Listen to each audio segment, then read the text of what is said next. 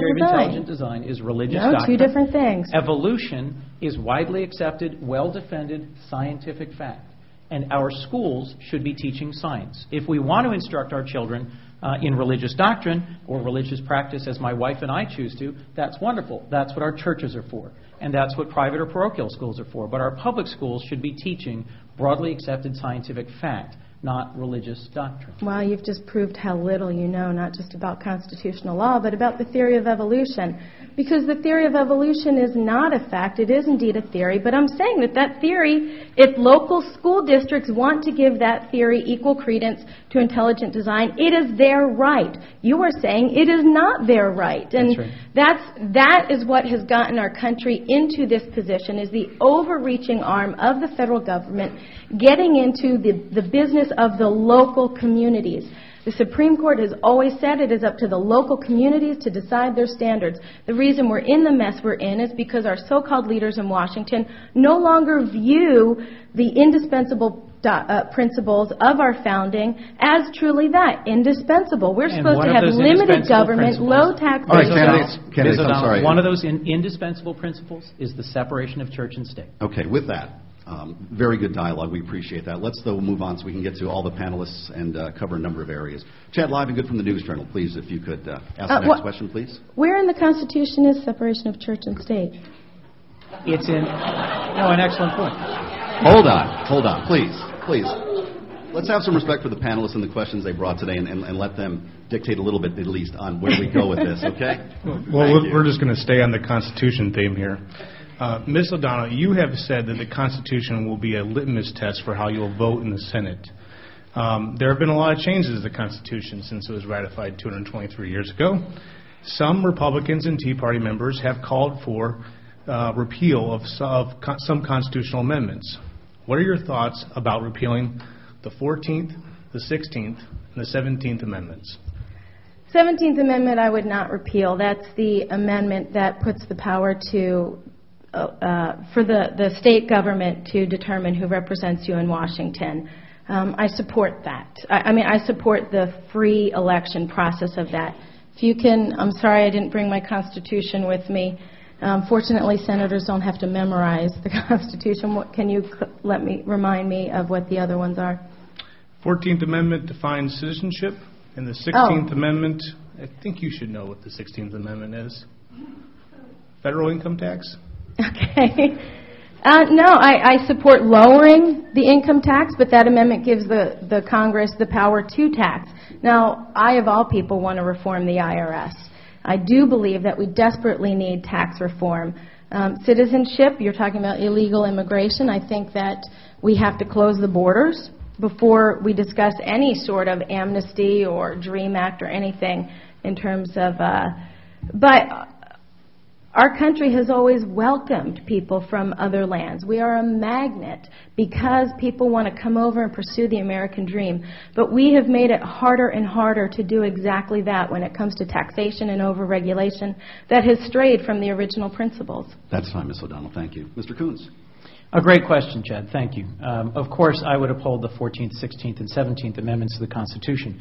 And I think it is exactly one of the real challenges in this election season to the public, to our voters, that the Tea Party and folks who ask us to consider repealing these central amendments raises. And it's part of why I really hope that listeners are paying close attention to the answers you're hearing today and to the principles and values that both of the candidates in front of you are laying out. What I think Delaware voters want to hear about today is jobs, the economy moving forward. But a senator also has to understand the Constitution, be able to interpret it and apply it, and vote on Supreme Court justices. I absolutely oppose the widespread proposals by Tea Party candidates for us to repeal the 14th, 16th, or 17th Amendments. I also think you've just heard in the answers from my opponent and in her attempt at saying, where is the separation of church and state in the Constitution, reveals her fundamental misunderstanding of what our Constitution is, how it is amended, and how it evolves. The First Amendment establishes the separation, the fact that the federal government shall not establish any religion, and decisional law by the Supreme Court over many, many decades the First Amendment clarifies and enshrines clarifies and enshrines that there is a separation of church and state that our courts and our laws must respect. So you're Back telling to the me Roe that versus the separation Wade, of church and back state, to Roe the phrase the versus separation Wade, of church and state is back found in to the Roe First versus Amendment? Wade and the Griswold question earlier. The zone of privacy is something that the Supreme Court interpreted the Bill of Rights and several of those amendments to create. It is important for us in modern times to apply the Constitution, in my view, as it exists today and as it's been interpreted by our justices. And if there are settled pieces of constitutional law, like the separation of church and state, like the individual right to reproductive freedom that Roe versus Wade represents, that we've lived with and have lived under for decades, in my view, it is important to know whether you have on my side a candidate who believes and supports those things, and on the other side, a candidate who's both unfamiliar with Let me just clarify. Please. You're telling Go me right that the separation of church and state is found in the First Amendment. Government shall make no establishment of religion. That's in the First Amendment. All right, 8:15 here on 1150 AM WDEL. You are listening to a live debate. We are at Widener University School of Law this morning between U.S. Senate candidates Chris Coons and Christine O'Donnell. And let's move on to another question. Now, Mark Nardone, Delaware Today. I think you both position yourself as pretty independent thinkers. And if this election is about anything, it's about dissatisfaction with the current leadership. So I'd like to know, or would you please give us one or two examples of where you agree with your party's leadership and where you think you differ with your party's leadership? Mr. Coons, why don't you start this time? I've given several examples in the past. I'm going to assume, in my case, you mean my party's leadership. You intend the president and vice president, the current administration. I've disagreed with the administration on their proposal to open the Outer Continental Shelf to oil drilling. Delaware has among the nation's most spectacular beaches, and I think both tourism and fishing are important parts of our state and its history.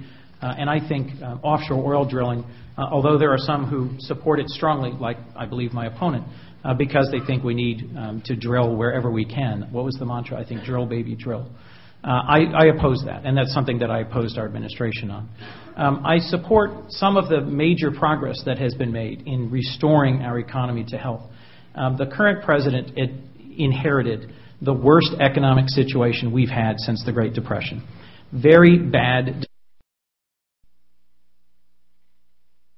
mounting federal debt, a collapse in the financial services sector, and then ultimately a collapse in our broader economy, and nearly a collapse in the global economy.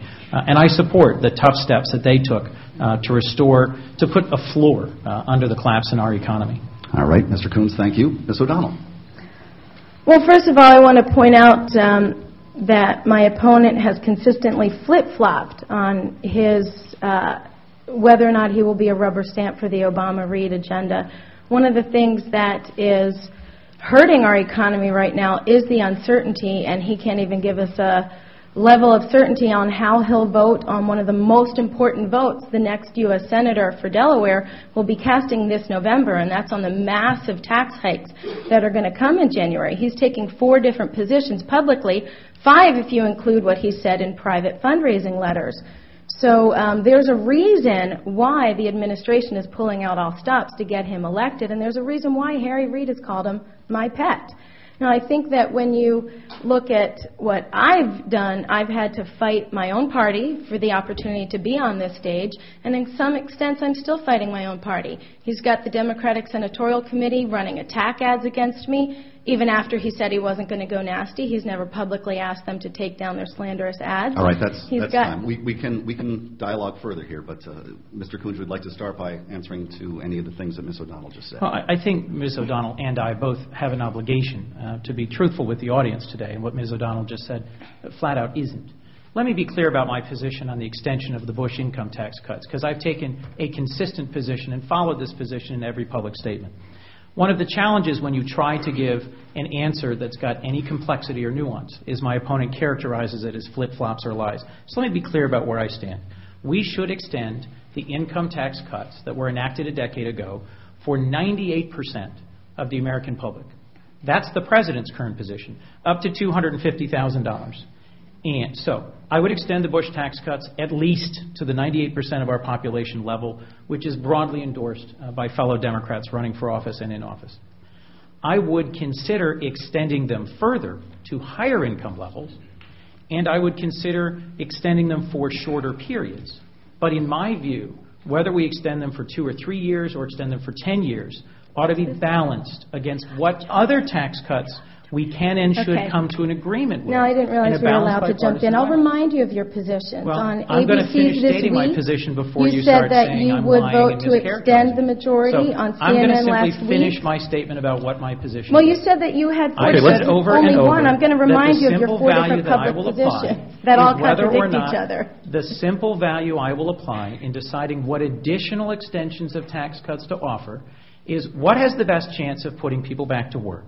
What has the best chance of getting our economy started Thank again? you for being a gentleman. So whether we're going to have a research and development tax credit, a small business tax credit, a home office exemption expansion, I think all has to be weighed with what further exacerbates the deficit and the debt. Okay. Ms. O'Donnell. Now, Ms. O'Donnell. your 4 different positions on ABC's this week, you said that you would vote to extend the overwhelming majority.